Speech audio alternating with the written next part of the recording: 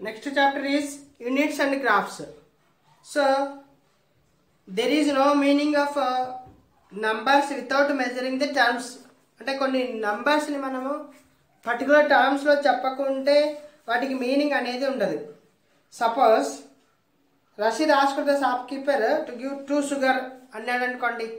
2 sugar ఇవ్వమంటే 2 sugar అడిగితే there is no meaning shop కీపర్కి. అదే 2 kgs షుగర్ అంటే దెర్ ఇస్ మీనింగ్. సో అంటే కొన్ని టర్మ్స్కి పర్టికులర్ టర్మ్స్ యూజ్ చేయకుండా కనుక కొన్ని వర్డ్స్కి మీనింగ్ అనేది రాదు అని చెప్తుంది. వాటినే మనము యూనిట్స్ అంటాం, units of measurements. So unit is a standard measure used for comparing the measurements. So unit అనేది ఒక స్టాండర్డ్ మెజర్, ఇది కూడా ఏంటిది మెజర్మెంట్స్ని కంపారిజన్ చేయడానికి. So these units should be placed right side of the యూనిట్స్ని ఎక్కడ రాయాలి? Right side of the place of the magnitude of every physical quantity. ప్రతి ఒక్క ఫిజికల్ క్వాంటిటీకి రైట్ సైడ్లో రాయాలి యూనిట్స్. అంటే సపోజ్ 2 ఫిజికల్ క్వాంటిటీ ఇది అవుతుంది, దానికి రైట్ సైడ్లో కిలో. kg2 అనకూడదు మళ్ళీ, సో ఇది రాంగ్ అవుతుంది. 2 kgs అని చెప్తాం. So that is one unit, right side రాయాలి. So now we will discuss depending on the quantities material can be expressed in the fundamental quantities and the fundamental units, derived quantities like that. So what are the fundamental quantities, what are the derived quantities? Let us see. So fundamental quantities,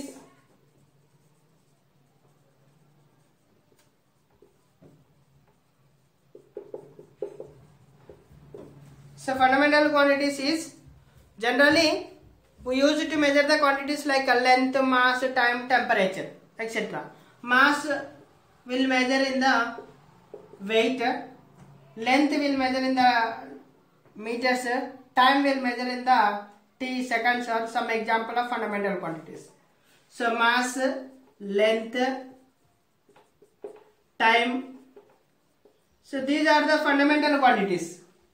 Why these are called fundamental quantities? Means fundamental quantities are those physical quantities that cannot be expressed in terms of other quantities.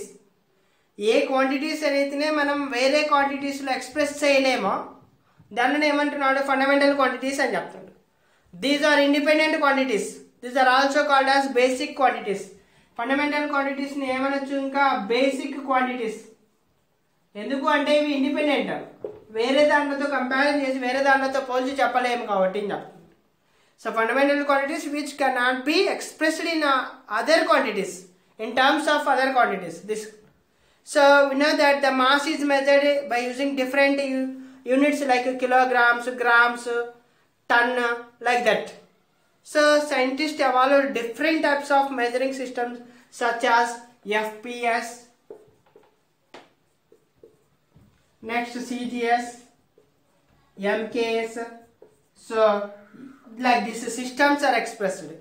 FPS means foot, pound and seconds. This one, F means foot, P means pound, S means seconds. Here also C means centimeter, G means gram, S means second. This one for this. MKS meter, kilogram, second. So like these systems are expressed by scientists. They follow the measuring systems according to their requirement and convenience. Measuring system ని ఎక్కడ ఏమి అవసరమైతాయో అవి అవసరం ఉన్నటువంటివి వాడతారు. So next SI system.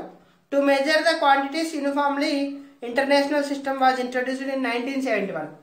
SI system, international system,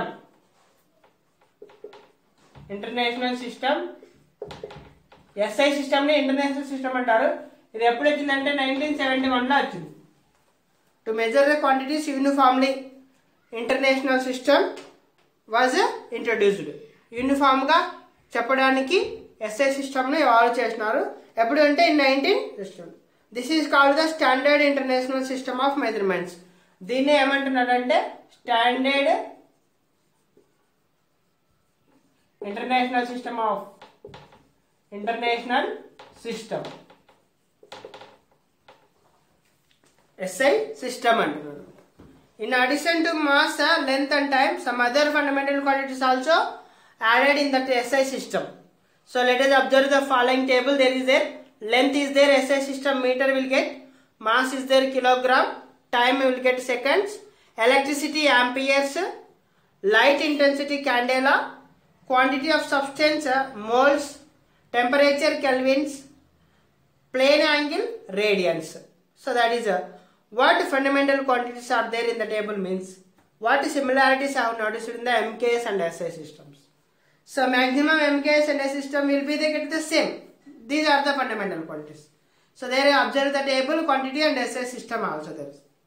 So that is next the derived quantities. Fundamental quantities completed. Next coming derived quantities. So next derived quantities means, so here one activity is there for derived quantities. Let us measure the surface area of your book, that is using a scale. Let us measure the surface area of your book using the scalar. So how can you find the area of the book? What measurements are required to express the area? So measure the length and breadth of the book first. Don't forget to write the use of units of measurements. Area of the book can be obtained by multiplying the length and breadth. Anyone, area of the book means multiplying the product of length and breadth now. So L into B, area of book length into breadth వచ్చేస్తుంది. So area is equal to length into breadth చేస్తాం. Length into breadth. Which quantity that is? Is area fundamental quantity or derived quantity? Which fundamental quantity is used to derive the area? Fundamental quantity A quantity use చేస్తున్నారు ఇక్కడ ఏరియాని derive చేయడానికి. Here the fundamental quantity length is used 2 times. First time to measure the length and second time to measure the breadth. These both are length only will get. So length is used length is the fundamental quantity only. That is used in the 2 times to measure the area. So you can measure by using these 2 lengths. So the quantities that are obtained by combining fundamental quantities either by multiplication or division or both operations are called the derived quantities. Quantities that are obtained by combining, A quantities అయితే combining fundamental quantities ని combine చేసి either multiplication ద్వారా కానీ లేదా division ద్వారా కానీ లేదా both అంటే multiplication division రెండు చేసి combining చేయడం ద్వారా వచ్చినటువంటి క్వాంటిటీని ఏమంటున్నాడంటే derived quantities అని చెప్తున్నాడు. ఇక్కడ L into B రెండు మల్టిప్లై చేసిన వచ్చినటువంటి క్వాంటిటీ ఏంటిది ఏరియా. సో ఏరియా ఇది డెరైవ్డ్ క్వాంటిటీ. అంటే ఏమైనా 2 క్వాంటిటీస్ ఫండమెంటల్ క్వాంటిటీస్ అవి కూడా ఫండమెంటల్ క్వాంటిటీస్ని ఐదర్ మల్టిప్లికేషన్ కానీ లేదా డివిజన్ చేయడం ద్వారా వచ్చినటువంటి ఆపరేషన్ అనే మీకు ఇది వచ్చినటువంటి దాన్ని ఏమంటాం అంటే డెరైవ్డ్ క్వాంటిటీస్ అని చెప్తారు. Here area is derived quantity and it is derived by multiplying of 2 fundamental quantities, that is. So let us observe that the table. Area is equal to there, length into breadth వచ్చేస్తుంది. Fundamental units length వచ్చేస్తుంది. Units వచ్చి కూడా length meters. So meter square వచ్చేస్తుంది కదా. వాల్యూమ్కి వచ్చేస్తే length, breadth, height.